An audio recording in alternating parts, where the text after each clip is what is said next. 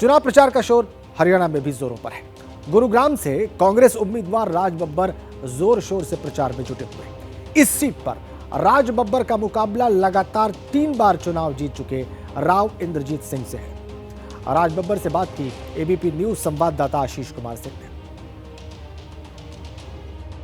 4 चरणों के चुनाव हो चुके हैं। पूरे देश की नजर अब इस बात पर है कि अगले 3 चरणों में आखिर कैसा वोटर्स टर्नआउट रहता है। बड़े बड़े चेहरे अपनी किस्मत आजमा रहे हैं। मेरे साथ खास मेहमान जो गुरुग्राम से कांग्रेस के प्रत्याशी के तौर पर इस बार किस्मत आजमाइश कर रहे हैं। बॉलीवुड फिल्म इंडस्ट्री के definitely one of the most versatile actor turn politician Raj Babbar साहब, बहुत बहुत शुक्रिया Raj. Thank you so much.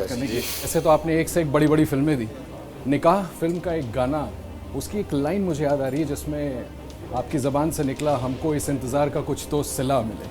तो ये जो छोटा राजनीतिक सबैटिकल आपने लिया था, तो उसके बाद आपको लगता है गुरुग्राम से वो सिला आपको मिलेगा यहाँ के लोगों से? आशीष जी, मेरे लिए थोड़ा सा दिक्कत हो गई थी।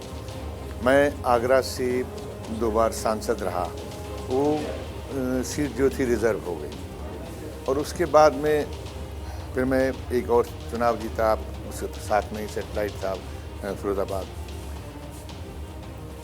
लेकिन जो बाद के जो माहौल जो इस तरह से हुआ कि मैं इधर गया, कभी गाजियाबाद, कभी उधर, तो मुझे उससे आई वॉज नॉट सेटिस्फाइड। मैंने अपनी पार्टी से कहा था कि भाई ये 3 सीटें हैं जिस पे अगर आप मुझे कंसिडर करें तो, और उन्होंने मुझे इस पे किया। God willing my leadership has given me this seat जिसको मैं चाह रहा था, और इस सीट में बहुत पोटेंशियल है। आपको लगता है कि यहाँ पर लोगों का समर्थन मिल रहा है? आपके अगेंस्ट जो कैंडिडेट हैं बीजेपी के राव इंद्रजीत, बड़े हाई प्रोफाइल और उनकी भी लोकप्रियता है, आप जानते हैं। जजपा के कैंडिडेट आपके अगेंस्ट हैं, कैसा फीडबैक लोगों का? आपको उम्मीद है ये सीट निकलेगी? मैं भरपूर उम्मीद के साथ में करता हूँ, और उम्मीद जो सपना जो है या उम्मीद जो है, अगर मैं उसके लिए तैयार नहीं तो मैं कभी काम नहीं करता, क्योंकि मैं आधे मन से कभी कोई काम नहीं करता। और ये मेरा totally I was involve in this constituency and I was working on this constituency. और यहाँ जो आपने कहा कि बड़े आदमी हैं, इसमें कोई शक नहीं, वो बड़ा नाम है, बहुत बड़ा परिवार है, 4 बार से वो सांसद हैं यहाँ पे। सर ये बताइए कि प्रधानमंत्री मोदी का चेहरा, 400 पार का नारा, आपको नहीं लगता कि अभी तक जो हमने 2 बार चुनाव देखा, 2014, 2019, प्रधानमंत्री मोदी एक बड़ा फैक्टर है, उसका आपको कोई भय, कोई डर? मैंने ऐसा क्या किया? मेरा ऐसा कोई गुनाह नहीं। 26 साल की राजनीति के अंदर कोई मेरे पर उंगली नहीं उठा सकता। नहीं, यहाँ मोदी जी के चेहरे पर वोट पड़ेगा या जो मुद्दे आप उठा रहे हैं? यहाँ पर गुड़गांव की जनता की समस्याओं के चेहरे पर वोट पड़ेगा। आपको ऐसा लगता है? मुझे लगता नहीं वो है। प्रत्यक्ष के प्रमाण की आवश्यकता नहीं, आपको दिखाई देगा दोस्त। आप लोगों का अलायंस आम आदमी पार्टी से भी हुआ, अरविंद केजरीवाल छूटे, आपको लगता है कि उसका कोई फायदा होगा आप लोगों को हरियाणा? क्योंकि आम आदमी पार्टी, केजरीवाल साहब जो है, ज़मीनी लड़ाई लड़ते हैं, लोगों के बीच की लड़ाई लड़ते हैं, और इसका असर पड़ेगा। सर, इंडिया अलायंस को जिस तरह से अटैक किया जा रहा है, प्रधानमंत्री हर जगह ही कहते हैं करप्शन के चार्जेस आप लोगों पे लगाते हैं, फिर तरह आप इश्यूज़ की बात कर रहे हैं, मंगलसूत्र मुद्दा, राम मंदिर मुद्दा, ये तक आरोप लगाया गया कि आप लोग आरक्षण ख़त्म कर देंगे, आप लोगों की प्रॉपर्टीज़ लेकर के घुसपैठियों और मुसलमानों को दे देंगे। तो ये जो इश्यूज़ हैं, ये ध्रुवीकरण नहीं करने? मैं इसका एक ही बात में, क्योंकि मैं देखिए, मैं गुड़गांव का चुनाव लड़ रहा हूँ, मैं मोदी जी या मोदी जी के वक्तव्य के सामने नहीं हूँ। मेरा बहुत छोटा सा दायरा है, मैं तो ऐसे देखता हूँ। मेरा क्षेत्र यही है।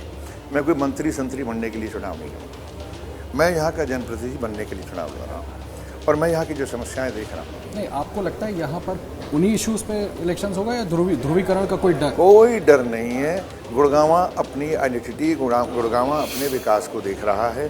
बीजेपी की सरकार है सर इस स्टेट में, उसका डर नहीं है आपको? आप देखिए, मेयर इनका, प्रदेश की सरकार इनकी, केंद्र की सरकार इनकी, तीनों ये 3 टायर वाली सरकार जो है, गुड़गांवा को विकास ना दे सके। आप इसको भेद सकेंगे, आपको लगता है? मैं क्यों भेदूंगा, जनता भेद रही है। अच्छा सर, ये बताइए, एक लार्जर सवाल पूछना चाहता हूँ। इंडिया अलायंस, क्या आपको लगता है कि इस बार इंडिया को रोकने में कामयाब होगा? मैं बाहर से अपनी कॉन्स्टिट्यूंसी का जो एक जायज़ा है, मैं जो ले रहा हूँ, और जो मुझे फीडबैक यहाँ से मिल रहा है, क्योंकि एक इसमें ये एक मिनी इंडिया भी है, ये मिलेनियम शहर भी है। दिल्ली से आते हुए लगता है कि हम मैनहट्टन में जा रहे हैं, लेकिन जैसे जैसे अंदर चले जाएंगे हमें ऐसा लगता है कि ये मोस्ट बैकवर्ड इलाका है। तो आपको क्या लगता है जो मैं लोग राष्ट्रीय स्तर पे क्या रोक पाएंगे आप लोग? नहीं, राष्ट्रीय स्तर पे नहीं, मैं यहाँ पर गुड़गांवा में, गुड़गांवा की जनता डेफिनेटली जो अविकास की, जो उनकी ज़रूरतों की, जो उनकी समस्याओं को जो हल कर सके, ये उसके लिए चुनाव है। ये तो आपका चुनाव है सर, मैं कह रहा हूँ आप राष्ट्रीय स्तर के भी नेता, आपको लगता है कि इंडिया अलायंस चुनौती देगा इस बार एनडीए को? यहाँ की फील्ड से लग रहा है कि देगा। आपको ऐसा लगता है? बिल्कुल। रायबरेली अमेठी, आप उत्तर प्रदेश कांग्रेस को हेड भी किए हैं। प्रधानमंत्री 2-3 दिनों से जो कैंपेन कर रहे हैं उसमें कह रहे हैं, लगातार कह रहे हैं कि राहुल गांधी वायनाड भी हारेंगे, रायबरेली भी हारेंगे, कांग्रेस अमेठी भी हारेगी। आपको क्या लगता है? आपका अनुभव है उस स्टेट का, इसलिए पूछ रहा हूँ, और आपके नेता के बारे में बोल रहे हैं। बस मैं इतना ही कह सकता हूँ कि ये खुशफहमी है मोदी जी की, अगर इस तरह के बयान दे रहे हैं। और मुझे लगता है कि इतने बड़े पद पर जाकर क्योंकि वो जो कहें तो कुछ तो ठीक होना चाहिए, और इसमें से एक भी बात ठीक नहीं निकलेगी। जो 400 पार का नारा दे रहे हैं वो बहुत दूर है, अब उनको अब इस दूरी को समझना होगा। जैसे ही घड़ी का काटा दोपहर 2:30 पे आए, बबीता जी का दिल सास बहू साजिश के लिए मचल जाए। और ये है इनकी बहू, पूरे दिन ऑफिस की टेंशन हो जाए गॉन जब ये करें अपना फेवरेट शो फ्री टाइम पे ऑन।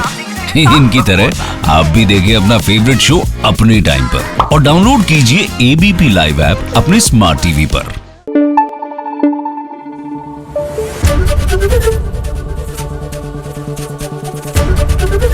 एबीपी न्यूज आपको रखे आगे।